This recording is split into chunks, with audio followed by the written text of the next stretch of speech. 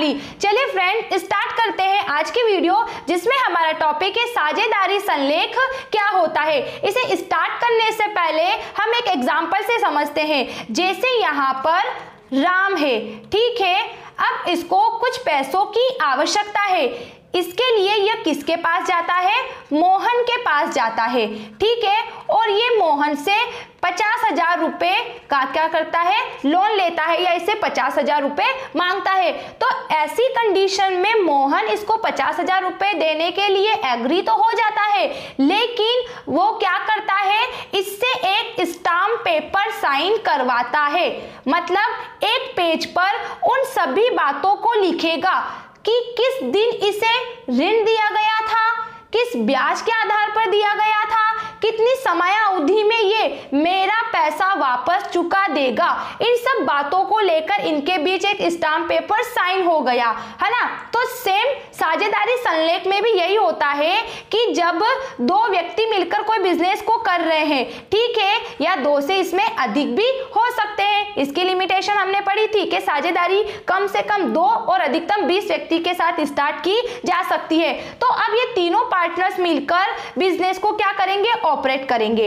और उस बिजनेस को ऑपरेट करने से रिलेटेड जो भी डिसीजन होंगे, है ना, जैसे बिजनेस को कैसे ऑपरेट किया जाएगा, हम बिजनेस में क्या काम करेंगे, हमें जो प्रॉफिट होगा, जो लॉस होगा, उसका डिस्ट्रीब्यूशन किस रेशो में हम करेंगे, किस पार्टनर्स की क्या लायबिलिटीज होगी, क्या रिस्पॉन्सिबिलिटी होगी, इन सब बातों को लेकर जो भी शर्तें निर्धारित होती है, उन सभी शर्तों को ये जिस प्रपत्र पर लिख देते हैं उसे ही साझेदारी संलेख कहते हैं। संलेख का मतलब होता है एक कागज का टुकड़ा या एक ऐसा पेज या एक ऐसा प्रपत्र जिसमें सभी साझेदार मिलकर अपने बिजनेस को लेकर कुछ बातें निर्धारित करते हैं, कुछ शर्तें निर्धारित करते हैं, उनको लिख दिया जाता है। अब जरूरी नहीं है कि ये संलेख हमेशा लिखित ही हो, ये मौखिक भी हो सकता है। लेकिन आज की कंडीशन देखो तो हर एक व्यक्ति अपनी बात से पलट जाता है, तो ऐसी कंडीशन में लिखित अनुबंध करना ज्यादा इंपॉर्टेंट समझा जाता है, ठीक है फ्रेंड्स। तो ये हमने जाना कि साझेदारी संलेख क्या होता है। अब इसका मीनिंग भी देख लो। यहाँ मैंने मीनिंग में भी यही लिखा है कि साझेदारों के बीच हुए अनुबंध, मतलब उनके बीच जो भी अनुबंध होता है, उस अनुबंध को जिस प्रपत्र पर लिखा जाता है उसे क्या बोला जाता है? साझेदारी संलेख। अब इसमें क्या क्या बातें लिखी जाती है फ्रेंड्स? जैसे साझेदारी संलेख में क्या बातें लिखी गई? साझेदार के कर्तव्य, दायित्व, अधिकार, व्यवसाय संचालन के नियम, साझेदारों के प्रवेश, पृथक करने की शर्तें आदि बातें लिखी जाती है। कहने का मतलब है जब हम बिजनेस कर रहे हैं तो जिन पार्टनर्स के साथ कर रहे हैं उनके क्या रूल्स रहेंगे, और अगर इस बीच में कोई नया पार्टनर्स आ जाता है तो उसके लिए क्या नियम शर्तें होगी, हमारे बीच प्रॉफिट लॉस का डिस्ट्रीब्यूशन किस रेशो के बेस पे होगा, बिजनेस को ऑपरेट करने की क्या रूल्स होंगे, ये सारी बातें, और प्रत्येक साझेदार का क्या कर्तव्य होगा बिजनेस को लेकर, इन सब बातों को जिस प्रपत्र पर लिख दिया जाता है उसे साझेदारी संलेख कहते हैं। अब मैंने यहाँ पर कुछ पॉइंट्स लिखे हैं जिससे हम जानेंगे कि साझेदारी संलेख में कौन कौन सी बातें लिखी जाती है, ठीक है फ्रेंड्स। तो फर्स्ट देखो, फर्म का नाम एवं पता।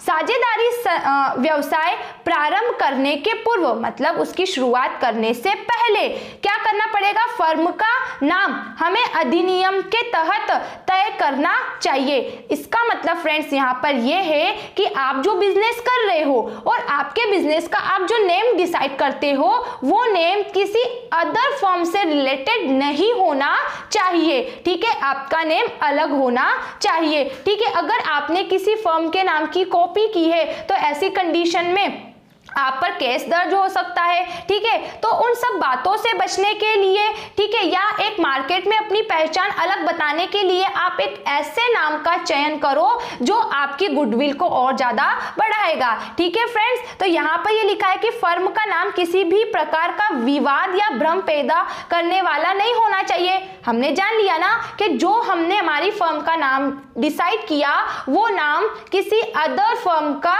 नहीं होगा, अगर होगा तो तो विवाद उत्पन्न होंगे, झगड़े होंगे। ठीक है, तो हमारा फर्म का नाम ऐसा नहीं होना चाहिए जो झगड़े को क्या करे, झगड़े की स्थिति को उत्पन्न करे। सेकंड देखो, साझेदारों के नाम तथा पता।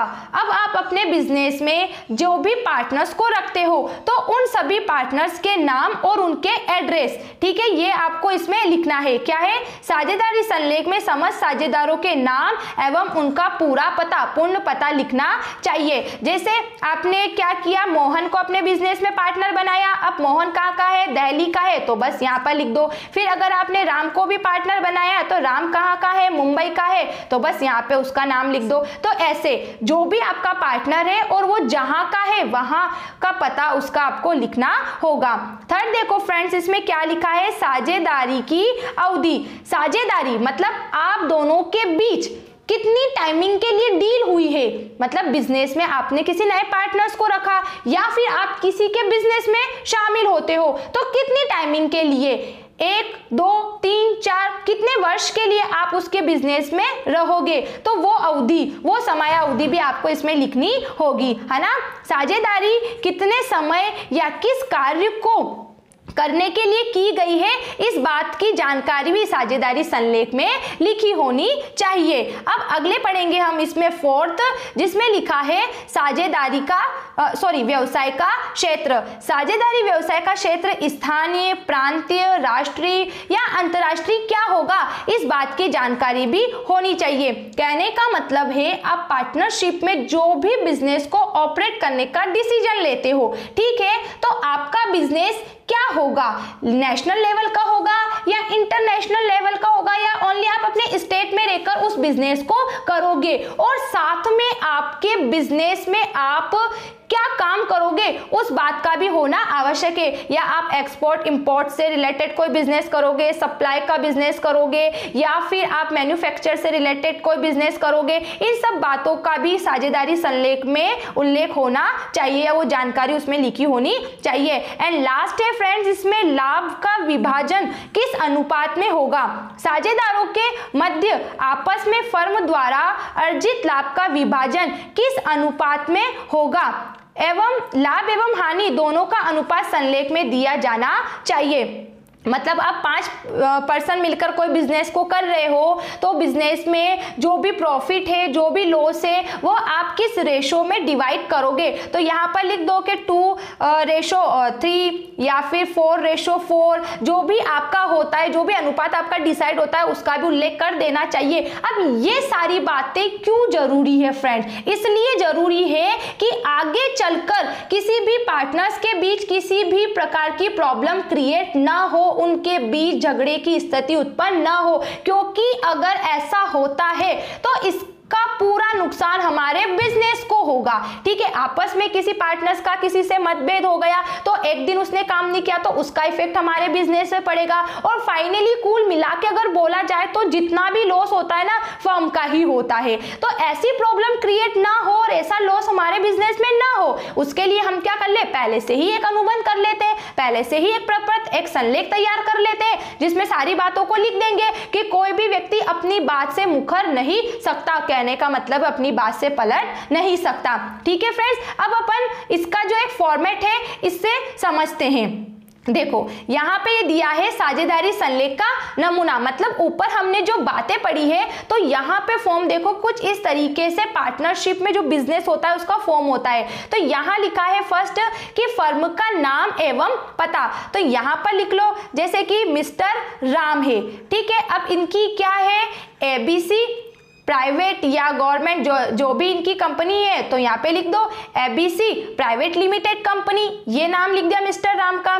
फिर ये साझेदारों के नाम एवं पता, आपके बिजनेस में कौन कौन से पार्टनर्स है, जैसे राम है, मोहन है, सोहन है, जो भी आपके बिजनेस में पार्टनर्स हैं, तो वो पार्टनर्स किस एरिया के, कोई दिल्ली का, कोई मुंबई का, कोई बेंगलोर का, तो उस सिटीज का आपको यहाँ पे नाम लिखना होगा, मतलब उनका एड्रेस भी तो लिखना होगा कि हम जिस पार्टनर्स को हमारे बिजनेस में शामिल कर रहे हैं तो वो है कहाँ का। ठीक है फ्रेंड्स, फिर देखो साझेदारी की अवधि कि आप राम, मोहन, सोहन इनके साथ कितनी टाइमिंग तक बिजनेस करोगे, जैसे 2 ईयर्स से मान लो 2 ईयर या 5 ईयर, जितनी भी अवधि के लिए आप करते हो तो वो अवधि आप यहाँ पर लिख सकते हो। फिर व्यवसाय का क्षेत्र, मतलब हमने अभी ऊपर जाना था कि हमारा व्यवसाय का क्षेत्र कैसा होगा, नेशनल लेवल का होगा या फिर इंटरनेशनल लेवल का होगा। जो भी हमारा बिजनेस होगा वो हमें यहाँ पर लिखना होगा।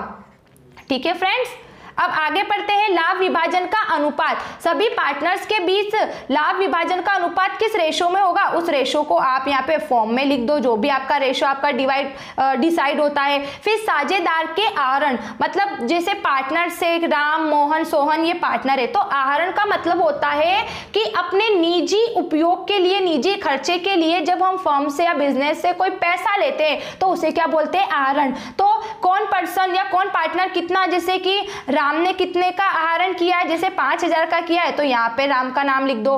फिर यहाँ पर मोहन है तो मोहन ने कितने का आहरण किया, जैसे 10,000 की ड्राइंग की है, मतलब 10,000 रुपए उसने अपने निजी उपयोग के लिए, तो वो आप यहाँ पर लिख दो।